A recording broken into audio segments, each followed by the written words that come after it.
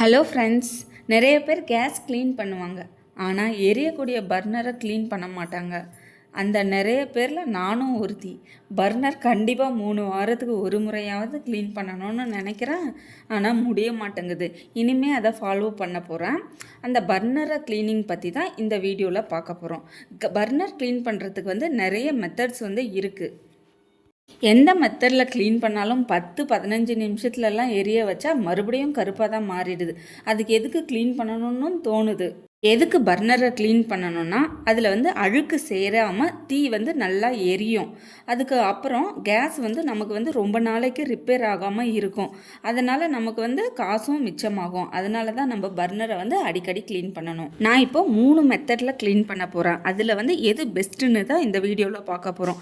அது தெரியணுன்னா இந்த வீடியோவை ஸ்கிப் பண்ணாமல் லாஸ்ட் வரைக்கும் பாருங்கள்.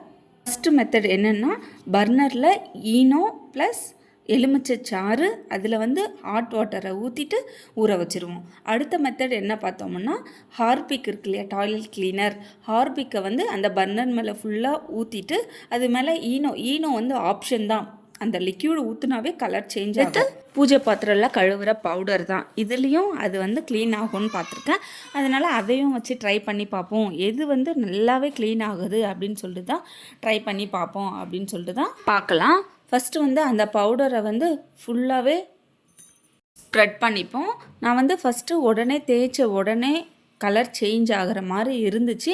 ஆனால் வாஷ் பண்ணி பார்த்தோன்னே கலர் அந்த அளவுக்கு சேஞ்ச் ஆகலை.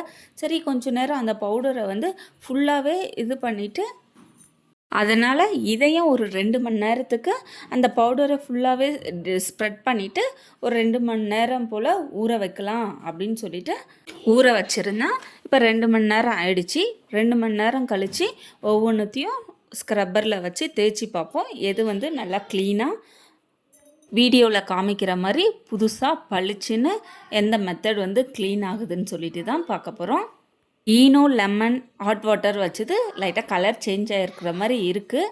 அடுத்து ஹார்பிக்கும் ஈனோவும் போட்டது அது நல்லாவே ரிசல்ட் கொடுத்த மாதிரி இருக்குது. ஆனால் வாஷ் பண்ணி பார்த்த பிறகு தான் தெரியும். நல்லா எல்லாமே பிளாக் ஃபுல்லாக இல்லாமல் கலரெல்லாம் போயிட்டு இருக்கிற மாதிரி இருக்குது. அடுத்து பவுடர் வச்சது எந்த ஒரு இம்ப்ரூவ்மெண்ட்டும் இல்லைன்னு நினைக்கிறேன். ஓகே, இப்போ ப்ரஷ்ஷு ஸ்க்ரப்பரை வச்சு தேய்ச்சி பார்ப்போம். எது நல்லா பளிச்சுன்னு இருக்குன்னு சொல்லிட்டு ஃபஸ்ட்டு நம்ம பவுடரில் ஊற வச்சோம் இல்லையா, அந்த பர்னரை நல்லா ஸ்க்ரப்பர் வச்சு தேய்ச்சிட்டு க்ளீன் பண்ணி பார்ப்போம் எந்த அளவுக்கு ரிசல்ட் வந்திருக்குன்னு சொல்லிட்டு. வாஷ் பண்ணியாச்சு. வாஷ் பண்ண பிறகு ஓரளவுக்கு தான் க்ளீனாக இருக்குது, ஃபுல்லாக க்ளீன் ஆகலை.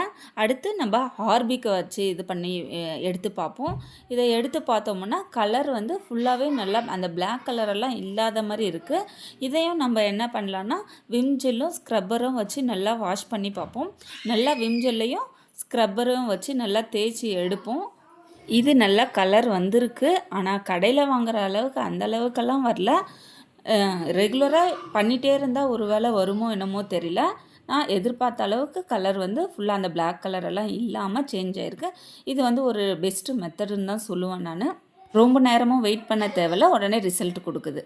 அடுத்து என்ன பார்த்தோம்னா, ரொம்ப ஃபேமஸான Eno plus lemon plus hot water வச்சு தான் நம்ம தேய்ச்சி எடுக்க போகிறோம். ஃபஸ்ட்டு அந்த லெமன்லே விம் ஜெல்லை வச்சு நல்லா தேய்ச்சி எடுத்து பார்ப்போம். ஆனால் அது அந்தளவுக்கு உடனே ரிசல்ட் கொடுக்கல. அடுத்து நான் ஸ்க்ரப்பரை வச்சு தேய்ச்சேன். கொஞ்சம் நல்லா அழுத்தம் கொடுத்து தேய்ச்சது தான் அந்த கலர்ஸ் எல்லாம் சேஞ்ச் ஆகுது.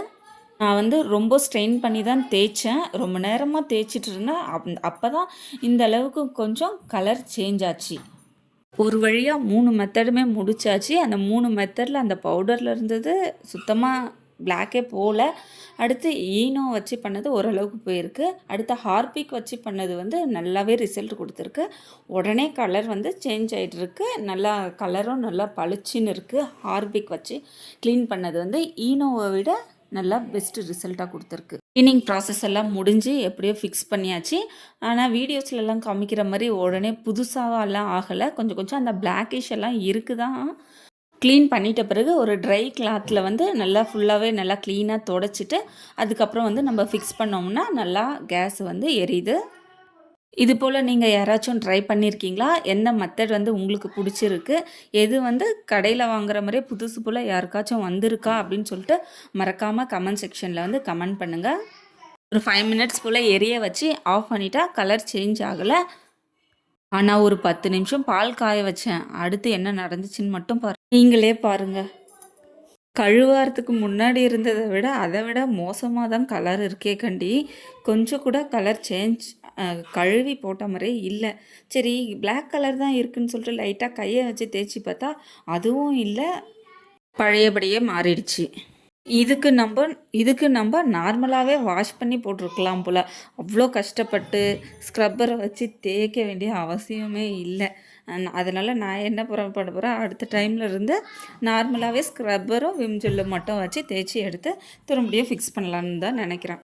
இந்த வீடியோ பிடிச்சிருந்தா மறக்காமல் லைக் பண்ணிக்கோங்க, சப்ஸ்கிரைப் பண்ணிக்கோங்க, பக்கத்தில் இருக்கிற பெல் ஐக்கானை ப்ரெஸ் பண்ணி ஆல் கொடுத்துக்கோங்க. அப்போ தான் நான் போடுற வீடியோஸ் எல்லாம் உங்களுக்கு நோட்டிஃபிகேஷனாக வரும். அடுத்தடுத்து போடுற வீடியோஸ் எல்லாம் நல்லா யூஸ்ஃபுல்லாகவும் இருக்கும். மறக்காமல் சப்ஸ்கிரைப் பண்ணிக்கோங்க.